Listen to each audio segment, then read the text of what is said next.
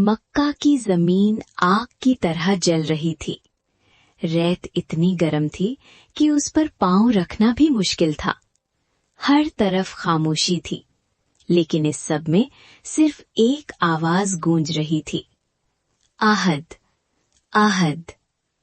मेरा रब एक है, मेरा रब एक है। ये आवाज थी ना किसी बादशाह के, ना सुल्तान के।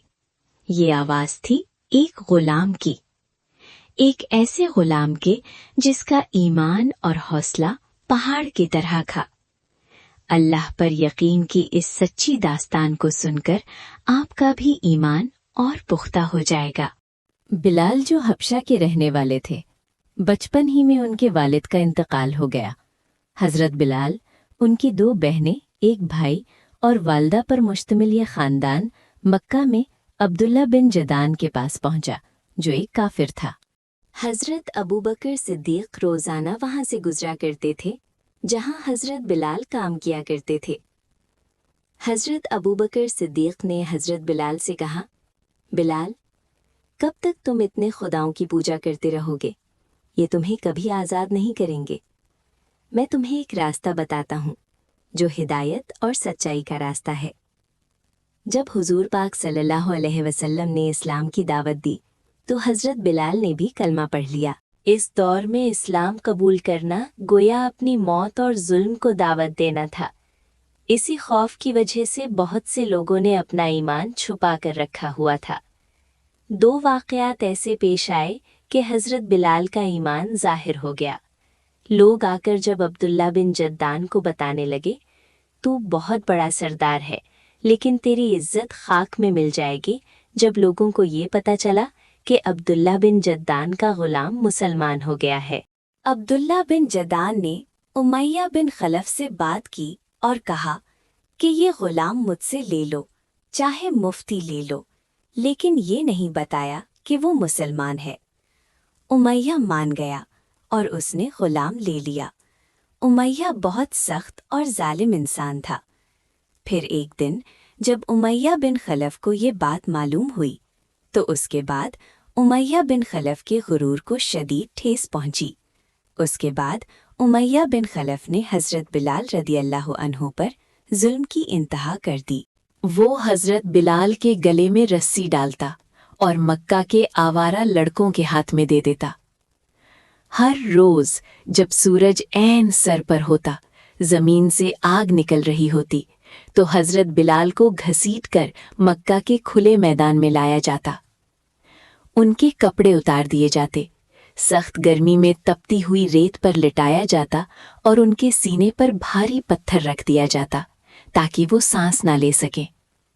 उन्हें कोड़े मारे जाते, होंठ प्यास से खुश्क हो जाते, लेकिन पानी का एक कतरा तक ना दिया जाता। और उनसे कहा जाता, कलमा पढ़ना छोड़ दो और हमारे मिट्टी से बने हुए खुदाओं की पूजा करो। लेकिन हजरत बिलाल के लबों से सिर्फ यही अल्फाज निकलते थे, आहद, आहद, मेरा रब एक है, मेरा रब एक है। जब तकलीफ और बढ़ जाती तो आवाज और बुलंद हो जाती और वो कहते, मेरा रब एक है, उसका कोई शरीक नहीं और सिर्फ वही इबादत के लायक है। जब वहां से रसूल पाक सल्लल्लाहु अलैहि वसल्लम गुजरे तो हजरत बिलाल को मार पड़ रही थी। रसूल पाक सल्लल्लाहु अलैहि वसल्लम की आंखों से आंसू जारी हो गए। आप सल्लल्लाहु अलैहि वसल्लम ने दुआ फरमाई, या अल्लाह, बिलाल को निजात अता फरमा।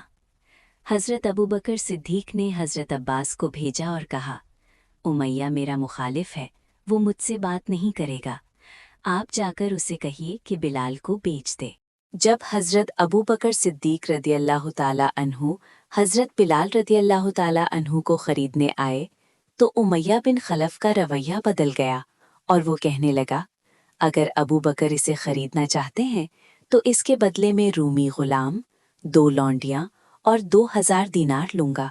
हजरत अबू बकर सिद्दीक मान गए। उन्होंने फरमाया, अगर मैं यमन का बादशाह होता और तू मुझसे कहता कि मैं बिलाल तुम्हें उसी वक्त दूंगा जब तुम मुझे यमन की हुकूमत दे दो, तो मैं वो भी दे देता। जब हजरत बिलाल को आज़ाद करवाया गया तो वो कहने लगे, मैं हुजूर सल्लल्लाहु अलैहि वसल्लम के पास जाना चाहता हूँ।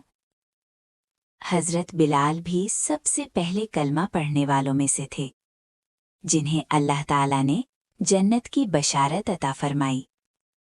जब मक्का से मदीना हिजरत का मौका आया तो हुजूर सल्लल्लाहु अलैहि वसल्लम ने हजरत बिलाल को मक्का से मदीना हिजरत करने का हुक्म दिया और फरमाया, मैं 16 अफराद के इस काफिले पर तुम्हें अमीर मुकर्रर करता हूँ।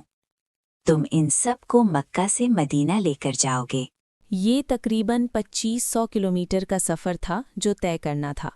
जब हुजूर पाक सल्लल्लाहु अलैहि वसल्लम भी हिजरत फरमाकर मदीना तशरीफ़ ले गए तो मस्जिद नबवी की तामीर में सबसे ज़्यादा मेहनत हज़रत बिलाल ने की। जब मस्जिद बन गई तो सवाल पैदा हुआ, अज़ान कौन देगा? हुजूर पाक सल्लल्लाहु अलैहि वसल्लम ने फरमाया, बिलाल आज़ान पढ़ेंगे। रसूल सल्लल्लाहु अलैहि वसल्लम ने हज़रत बिलाल को आज़ान के अल्फाज सिखाए। फिर उन्होंने मस्जिद नबवी के साथ मीनारे पर आज़ान दी। ये तारीख़ की सबसे पहली आज़ान थी। रसूल सल्लल्लाहु अलैहि वसल्लम फरमाते हैं कि क़यामत के दिन सबसे ऊंची गर्दन वाले लोग अज़ान देने वाले होंगे, और जब ये लोग अपनी कतार बनाकर जन्नत में दाखिल होंगे तो सबसे आगे हज़रत बिलाल होंगे।